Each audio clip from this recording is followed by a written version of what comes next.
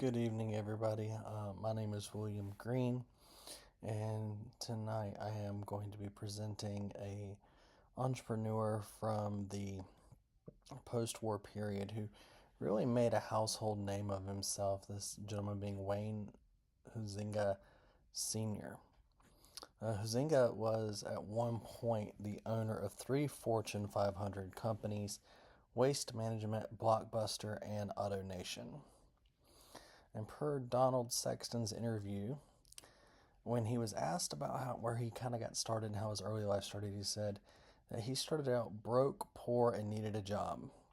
He knew that he did not want to stay that way and worked very hard, hoping that someday he could have a second truck and a third truck. He never planned on creating the waste management company to the size it was, but his approach and hard work and his effort to do a good job and his focus on good service allowed for him to reach the dreams of eventually becoming a billionaire.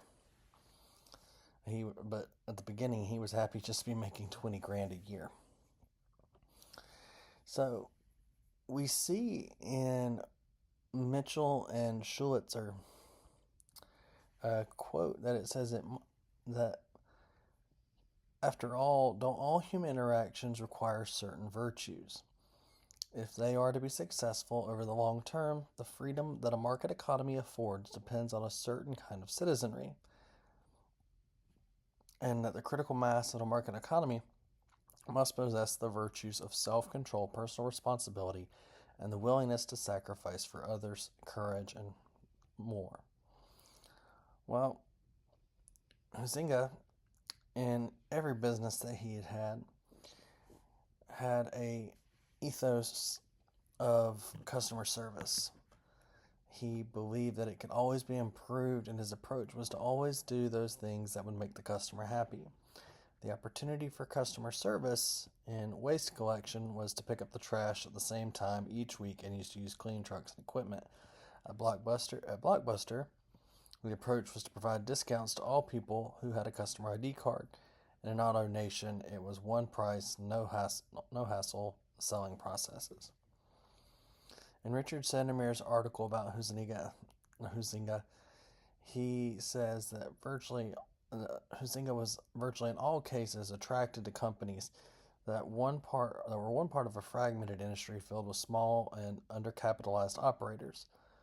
And he added determination and the capital and the managerial muscle to make them go and to make them national companies.